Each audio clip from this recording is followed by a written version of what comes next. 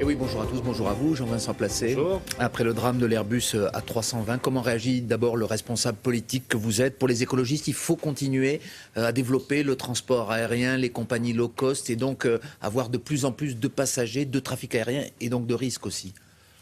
Alors déjà, avant le responsable politique, il y a l'homme et bien sûr adresser des condoléances les plus sincères aux familles et aux proches. Et puis aussi une pensée pour nos amis européens, allemands et espagnols qui sont si durement frappés par cette tragédie. Donc ça, c'est évidemment la tristesse qui l'emporte. Après, si on a effectivement le temps de la réflexion, moi je ne suis pas un anti-aérien, je suis un écologiste pragmatique et réaliste. On a besoin du transport aérien, tant pour les personnes que pour les marchandises. Mais évidemment, il faut que la sécurité soit maximale. Mais je n'ai pas de commentaire à faire sur l'accident. On ne sait pas où l'accident, d'ailleurs, on ne sait pas si c'est un accident. L'enquête dira les choses. C'est un transport sûr, le transport aérien. Après, bien sûr, en tant qu'écologiste et pour soutenir la baisse des émissions de gaz à effet de serre, nous sommes bien sûr plus attachés au fret aérien, au fret maritime, au fret ferroviaire, et puis à l'attention portée au multimodal. Mais c'est un sujet global qui mériterait davantage d'explications. Alors Jean-Vincent Placé, on va parler des élections départementales. Nous sommes aujourd'hui exactement dans l'entre-deux-tours. Le Parti écologiste a réalisé 2% des voix environ au premier tour. C'est un mauvais résultat objectivement. Est-ce que c'est surprenant pour vous ? Alors déjà, il y a une petite polémique sur les résultats et le comptage, mais ça n'a pas beaucoup d'intérêt parce qu'à un moment, la franchise... Quand vous admettez que le résultat est faible. Oui, bien sûr, il faut dire les choses. Et j'ai vu certains de mes amis essayer d'argumenter en disant non, tout va bien. Non, tout ne va pas bien. Le score du Parti socialiste est certes honorable, comme l'a dit le Premier ministre, mais il est bas. Le nôtre, il est très très mauvais. Celui du Front de gauche est très très mauvais. Et quand nous sommes, ce qui est assez fréquent, qui était une orientation qui a été choisie par mes amis, de s'allier avec l'extrême gauche, il est encore plus mauvais. Parce que, évidemment, les écologistes, l'électorat écologiste, les sympathisants écologistes, ce n'est pas la course à la chalotte vers l'extrême gauche qu'ils souhaitent, c'est qu'on parle du climat, qu'on parle de la biodiversité, qu'on parle de l'énergie, qu'on parle de la nature, de l'environnement, enfin qu'on parle des politiques écologistes, voilà. Et qu'on ait l'air d'être utile et pas de s'opposer ainsi ou de protester tout le temps. Oui, il faut de la protestation, mais il faut surtout exercer des responsabilités, appliquer des politiques publiques, est utile tout simplement et à la planète et à notre pays. Est-ce à dire, M. Placé, que vous êtes minoritaire dans votre parti, puisqu'effectivement une majorité de candidats écologistes avaient choisi soit de partir seul au combat électoral, soit de s'allier au Front de gauche. Alors, donc, c'est vous n'êtes pas entendu. Non, mais c'est compliqué parce que chez nous, bon, voilà, chez les écologistes, c'est plutôt un bien. La démocratie participative est permanente et chacun fait un peu ce qu'il veut dans son coin.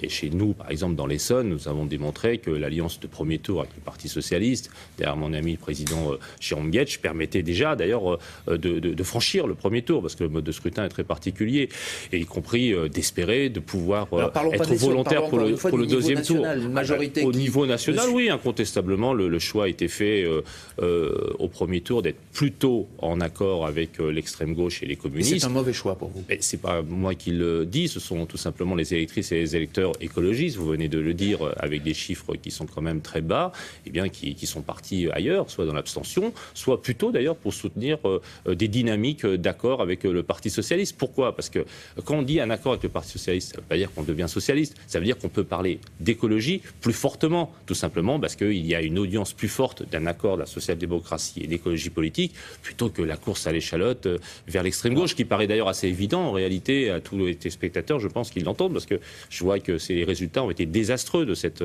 alliance politique qui n'a aucun sens en dehors des appareils politiques et dont les Français en ont tout à fait marre. Les jeux des appareils politiques, les gens en ont vraiment marre. Il faut se tourner vers les vrais problèmes. Est-ce que les Verts, du coup, corrigent le tir au second tour et se sont mis tous d'accord pour avoir une stratégie commune dans les duels, par exemple, droite-Front National, ou dans les élections où le Parti socialiste est encore en lice? Oui, bien sûr. Est-ce que tout le monde est d'accord cette fois-ci? À peu près partout, aussi bien Cécile Duflot qu'Emmanuel Cos, nous avons appelé à voter pour le candidat de la gauche au deuxième tour. Et très clairement, c'est la droite contre le FN? Très clairement, et même si bon, pas de gaieté de cœur, mais à un moment, il faut prendre sur soi par rapport à ses convictions et à ses valeurs. Lorsqu'un candidat du Front National, nous appelons très clairement à voter UMP. Moi, je dis même pas d'ailleurs, parce qu'il y a toujours des précautions de langage, mais à la fin, on n'y comprend plus rien. Je dis même pas barrage face au Front National. Je dis qu'on vote pour le candidat qui est face au Front National. Donc, quand il est UMP, on vote UMP, et puis voilà. Alors, vous le savez peut-être, il y a une exception quand même dans le département de l'Ain. Vous avez un candidat, Monsieur Boucher, je crois, qui lui appelle à faire battre l'UMP face au Front National. Qu'est-ce qui va lui arriver à M. Boucher? Il y aura bien sûr des mesures du mouvement pour dire qu'évidemment l'individu en question ne... Est-ce que c'est pas la preuve, encore une fois, que tout le monde dit un peu ce qu'il veut chez les Verts? C'est même pas ça, c'est que c'est la perte de repères. C'est-à-dire qu'à un moment, quand on essaye de suivre toutes les protestations, toutes les critiques, et bien ce qui se passe, c'est qu'à la fin, on n'a plus de repères. On se dit au début, on ne veut pas s'allier avec le Parti Socialiste, alors que l'on pourrait tout à fait le faire. Et puis ensuite, on arrive à être plutôt avec l'extrême gauche. Et puis à la fin, on se dit, UMP, Front National, c'est pareil. C'est-à-dire que c'est la perte de repères absolue. Et ça, je le déplore. Est-ce qu'il y a encore un parti écologiste, ou est-ce qu'on va inéluctablement vers une scission de votre mouvement entre ceux qui effectivement prônent plutôt une alliance avec le Parti Socialiste et ceux qui sont en rupture avec ce même gouvernement?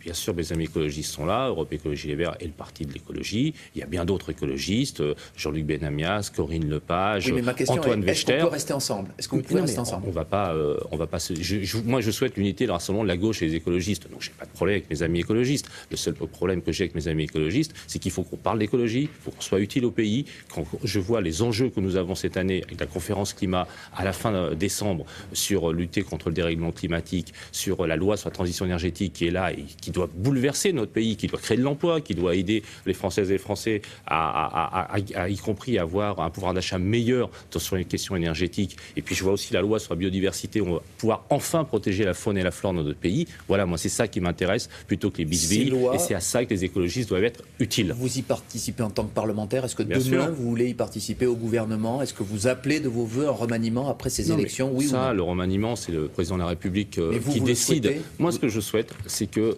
tout le monde sorte de son repli, tout le monde sorte de son sectarisme. C'est valable pour mes amis écologistes, c'est valable pour la gauche de la gauche, c'est valable aussi... Vous souhaitez un remaniement, monsieur Placé, après les élections? C'est le président de la République qui décide. Ce qui est important, c'est qu'il y ait le maximum de femmes et d'hommes de bonne volonté qui veulent être utiles à notre pays. On voit les dangers extérieurs, on voit les dangers intérieurs, on voit les enjeux de la planète. Et il faut que tout le monde se mette à la tâche pour justement montrer qu'il y a une alternative à la montée qui ne doit pas être inexorable du Front National dans notre pays. Eh bien, on vous a entendu. Merci beaucoup, Jean-Vincent Placé. Très bonne journée. C'est à vous, William. Merci, messieurs.